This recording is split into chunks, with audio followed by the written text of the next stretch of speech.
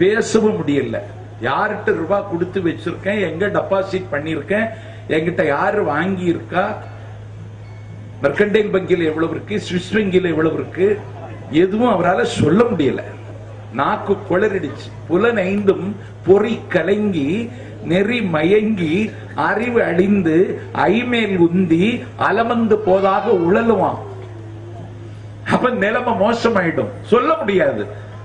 அப்போது கடைசி நிமிடத்தில், மூச்சு காற்றுக்கு முற்றுப்புள்ளி வைக்கிற கடைசி நிமிடத்தில் உன்னுடைய திருநாமத்தை நான் சொல்லாமல் போனேன் என்கிற பழி வருமானால், எம்பெருமானே அப்போதைக்கும் சேர்த்து இப்போதே டெபாசிட் பண்ணிட்டேன். இதுதான் ரெக்கரிங் டெபாசிட். பேங்க்ல பிக்ஸ்ட் டெபாசிட், ரெக்கரிங் டெபாசிட், முத்துக்குவியல் திட்டம்னு சொல்லி பேங்க்ல விதவிதமா அறிவிக்கிறானே, நான் அப்போதைக்கு சொல்லலேன்னு நீ என் மேல கோபிக்கப்படாது.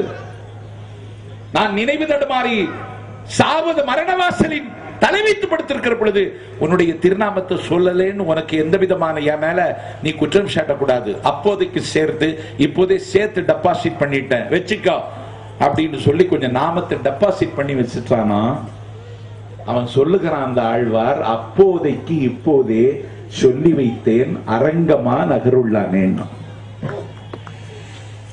சமயம் வளர்த்த தமிழ்னு என்ன சொன்னு தெரியுமா? 1986 நவம்பர் மாதம் 9ஆம் தேதி கோவையில இந்திய எதிர்ப்பு மகாநாடு நடந்தது. என்னுடைய வாழ்க்கையில எனக்கு ஒரு லட்சியம் இருந்தது. ஒண்ணும் இல்ல, வேற ஒண்ணும் இல்ல, சொற்பொழிவாளன் ஆகணும்னு. இது நல்ல லட்சியமானு கேட்டுறாதீங்க, அப்படி ஒரு லட்சியம் எனக்கு இருந்தது.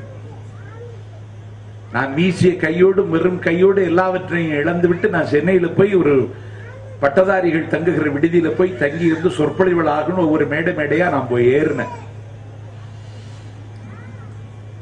அங்க போய் எப்படியாவது மேடை ஏறிடணும் அப்படின்னு அறிமுகமாக வேண்டும் என்கிற வெறியில கோவையில இந்திய எதிர்ப்பு மாநாடு திமுக நடத்துது. அப்ப அந்த திமுகவினுடைய தலைவர் மதிப்பிற்குரிய கலைஞர் அவர்களுக்கு எனக்கு அந்த மேடையில பேச ஒரு வாய்ப்பு தரணும்னு கேட்கணும்.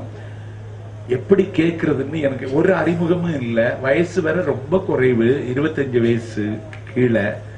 எப்படி தருவாங்கன்னு கேட்டு நான் அவருக்கு ஒரு கடிதம் எழுதினேன். ஆரூர் சோழனே, அஞ்சுகை செல்வனே, அச்சம் நீங்கிய தமிழினத்தின் ஆணி வேறே, மிச்சம் இருக்கிற தமிழர்களின் நம்பிக்கையே, கோவை இந்திய எதிர்ப்பு மகாநாடு கோதி குழல் முடித்து கொல்லை வழி வந்து புகுந்த ஆதிக்க இந்திக்கு முடிவு கட்ட கூடுகின்ற மகாநாடு, பாலோடு நேர்தமிழும் வைந்தமிழ் மாக்களும் ஆலோடு வேறென்று அறிந்திருந்தும் ஆளவந்தார் மேலோடு பேசி விடுவரேல் அவ்வாட்சி சாலோடு நீர் என்று கூவிடுவாய் கருங்குயிதை என்று கூவுகிற மகாநாடு நான் எழுதினது. இளைஞர் துடிக்கின்றார் தமிழின் நிலை எண்ணி, கிளைஞர் அடைகின்ற கேடுபறார். இங்கு விளையாட வேண்டாமே ஆள வந்தார் வாழ்வின் களை நீக்குக கூவாய் கருங்குயிலே என்று கூவுகிற மகாநாடு. கூவ துடிக்கிற குயில் குஞ்சு நான், தாவ துடிக்கிற தளிர்மான் குட்டி நான், பேச துடிக்கிற பிள்ளை நான். அந்த மாநாட்டில் பேச துடிக்கிறேன்.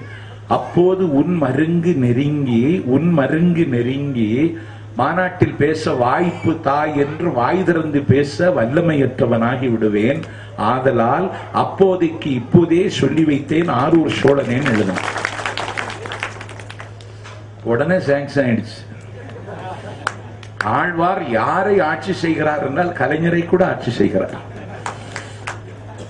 அதான் சமயம் வளர்த்த தமிழ். என்ன நான் புது கவிதை எழுதுகிற எல்லா தம்பிமார்களுக்கு நான் சொல்லுவது, நீ கவிதை எழுத வேண்டும் என்று நீ ஒரு முடிவெடுத்து விட்டாய் என்று சொன்னால், நீ சமய இலக்கியத்தை படிக்காமல் நீ உன்னுடைய கவிதையை அழகாக எழுதலாம் என்றால் இது எந்த காலத்திலும் நடக்காது. வாலி ஏன் வெற்றி பெற்றார், வைரமுத்து ஏன் வெற்றி பெற்றார் என்றால், இருவரும் அவர்கள் இந்த நாட்டில் சமய இலக்கிய களஞ்சியத்துக்குள்ளே நுழைந்து வெளியே வந்ததனால் தான் வாலியும் வைரமுத்து வெற்றி பெற்றானே தவிர அவர்களினுடைய நிறம் அங்கேதான் தெரிகிறது.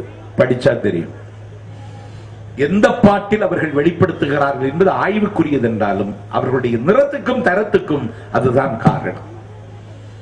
ஆகவே நூற்றாண்டுகளை கடந்து என் தமிழ் கொடி பட்டொளி வீசி பறக்கிறது என்றால், நூற்றாண்டுகளையும் தாண்டி என் தமிழ் வாழும் என்கிற தகுதியை நான் பெற வேண்டும் என்றால், நூற்றாண்டுகளையும் என் தமிழ் வென்று அது காலத்தின் படிக்கட்டில் கல்வெட்டாக நிமிர்ந்து நிற்க வேண்டும் என்றால் சமய இலக்கியங்களை படிக்காமல் இந்த நாட்டில் அதற்கு வாய்ப்பே இல்லை என்று நானே நம்புகிற காரணத்தால் தான் கந்தர் சஷ்டி கழக விழா மேடையில் மறுமலர்ச்சி திராவிட முன்னேற்ற கழகத்தை சார்ந்தவன் சமயம் வளர்த்த தமிழ் என்ற தலைப்பை நான் எடுத்துக்கொண்டு பேச வந்திருக்கிறேன்.